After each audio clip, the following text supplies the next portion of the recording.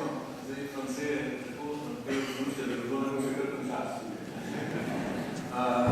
Ampak bom poskušal tudi eno zgodovinsko dimenzijo tehnik razlagi te zadnjih pregledih političnih dni v Sloveniji. Včasih, ko si poskušamo razumeti situacijo, ki je komplicirana, še zlasti, če ti mediji ustvarjajo rekonstrukcije, pred katerega čutiš nekaj pravi, je potrebno večkrat razmisliti, pogledati tudi nazaj zgodovino in potem lažje razumeš nekatere stvari. No, kar se tiče tega pisma v Evropski uniji, to je tudi zelo medijsko po nas predstavljeno. Bili ste dve pismi, jaz sem poslal pismo SDS poslance EPP, pa tudi konzervativci, pa tudi predsednika Evropskega parlamenta. To je vedno, če to dodatno informacijo. Potem smo napisali še eno pismo, verjetno ste mislili tega nekoliko bolj diplomatskim jezikom, jasno tudi predsedniku sveta Evropske unije Rompoju. Seveda, pred nami so obveščali svoje zgodbah o situaciji Slovenije in Silvestre Sviz, pa tudi kolega Kacin in pa kolega Vajdel sta tam poskušala povedati svojo zgodbo in svoje interpretacije. Dejstvo je, da imamo mi veliko manj možnosti razlagati v Evropski uniji svoje videnje, oziroma mislim, da menimo, da je prav. In meni se tudi popolnoma logično in tudi pravilno, da izkoristimo tudi te kanale, ki jih imamo na voljo, kar v Evropski uniji oziroma v Evropskem parlamentu. Odprej je France dejal, da je zaskrbljen. Jaz sem tudi, ampak ko sem stopil v to dvorano, ko sem videl veliko ljudi in začutil to energijo, sem postal nekoliko manj zaskrbljen. Meni, da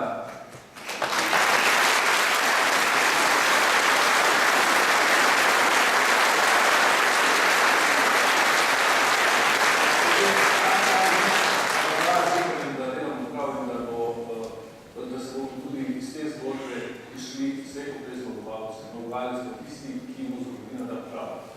In Janežu se je zgodilo že nekajkrat takšne afere ali udarci in vse je šel zmagovalec. Ne takoj, ampak s časom, ko ga je zgodovina potrdila. Zadnja afera politična v Sloveniji se pohodno ne bi začela s poročilom ali pa ni glavna točka poročilo protikorupcijske komisije, ki bremeni Janeza Janšo. Začela se je tisti hip, ko je predsednik Državljanske liste dal ultimat predsedniku vlade, dal odstop. Politična kriza se je začela s tem. Poročilo je bilo povod. Morda nekaj besed kasneje. Ampak prej, ko sem dejal, da je včasih dobro stopiti malo nazaj, kakšne 20 leti in primerjati okoliščine, pa metode, sredstva, izplen, sem mislil, da sem nekaj od nas. Jaz sem prišel točno v Janši delati tam pred 20 leti in v začetku je bilo še kar povedno, druga Drnovška vlada, mi smo imeli posebno pogodbo z predsednikom vlade, takrat z Drnovškom, in on je obramni sistem pustil kar čisto nekaj. Sam sem bil veliko spoznal in je takrat, kada so bili malo večje države za Republiko Hrvaško, recimo, takrat pustil obramni ministru, to čisto na voljo se spomnim, Hrvati so takrat v času Svetega Vida hoteli nasilo zasest Sveto Gero in mi smo seveda pripravili popolnoma obramni načrt, da se to ne bi zgodilo, celo televizijski prenos medij smo predsednika vlade tako povabili zelo na obramno ministrstvo in je prišel, ampak sicer je prišel obramno ministrstvo enim. Ampak že po leti 1993 so se začeli stvari nekoliko zapletati, malo zaradi tega, ker je naš predsednik prevzel takrat stranko, ki je postavljena nekatere stvari drugače na novo mesto, drugačno mesto, predvsem pa je si odločila eno prioriteto, katero se bo optimalno dobila. To je boj proti korupciji in ravno v tistem času smo obravnavali ne samo kapitalizacijo znamenite Ljubljanske banke, ampak tudi kupovanje jugoslovanskih dolgov na svetovnem finančnem trgu, kamor so bili slovenske akterje vpeti. In to je pa pravzaprav še malo preveč. No in potem so se politični pritiski nadaljevali in mediji so pripravljeni tudi, recimo, ustrezno zgodbo. Najprej moraš pripraviti teren, da se stvar prime, da ljudje razumeti. Da je Janša tako aktiven, najprej morajo mediji in drugi akteri ustvariti neko klimo, tako ljudje verjamejo. No in takrat so seveda hoteli ustvariti klimo ali pa prepričanje, da je Janša diktator in da vojaški štorm ta civilno družbo, Bog civilno družbo. Politični teren pa so pripravljali z konsolidacijo svojih političnih strank na levici takratni in resni kongres je bil tisti vrh tega dogodka, ko sem jaz, oba s predsednikom so takrat vabili na ta kongres, že začutil, da bo malo konec. Ta zgodba dograjevanja in pametnega sistema in biti slovenske vojske ne bo dolgo več trajala pod vodstvom obramnega ministra Janša.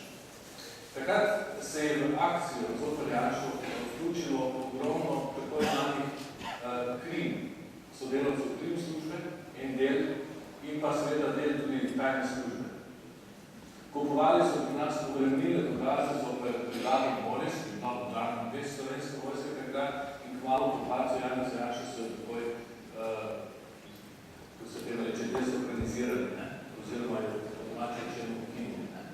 To je bila vojaška sila, s katero smo se mi tudi postavljali, tudi pred zahodom, ko so prišli recimo na obisk, kakšni eksperti iz NATO smo iz veselje pokazali sposobnost recimo ene take vojaške enote in to je bila Mores. No in Mores je bila nekaj na tapeti teh kupovalcev agentov, špicov, ki so delali takrat proti Janezu Janši in so ustvarjali neko klimo nezadovoljstva, pa tudi koruptivnosti in nepravilnosti, skratka kriminala.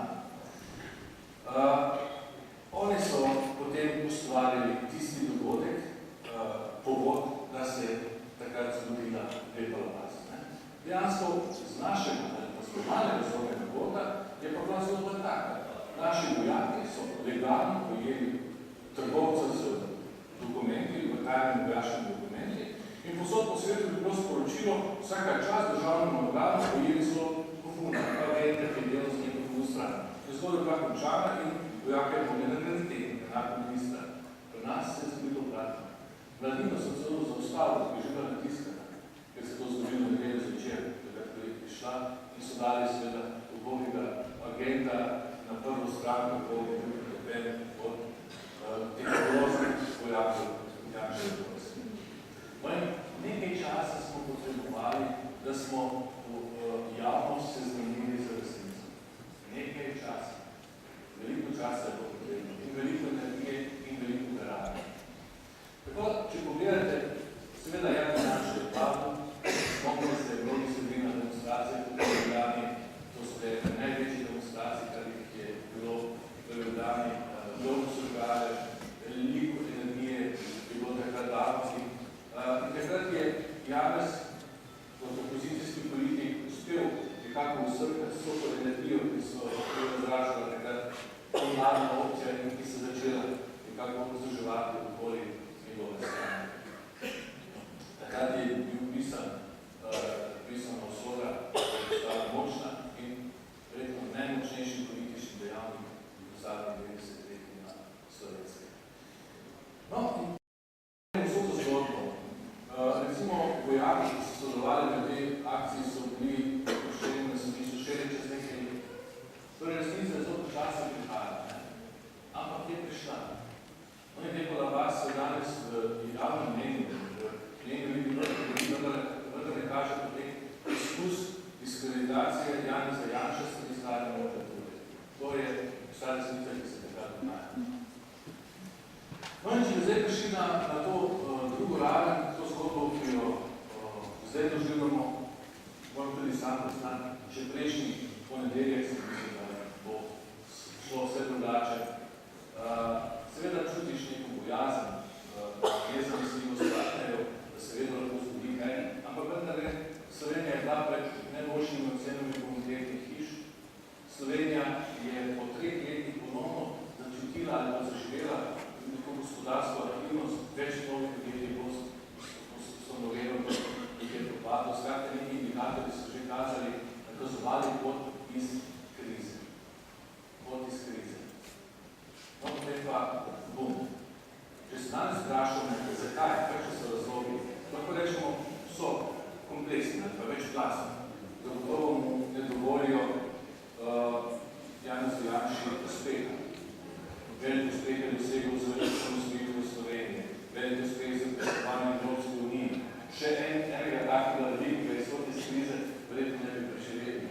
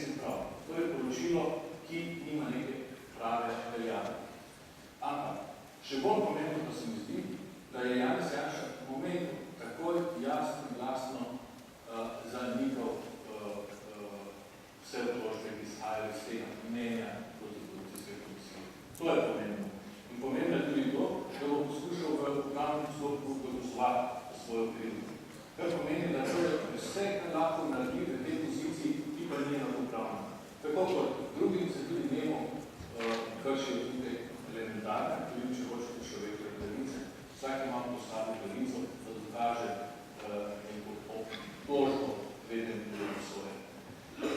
Seveda pa tudi verodostojnost komisije glede na sestavo je več vprašljiva.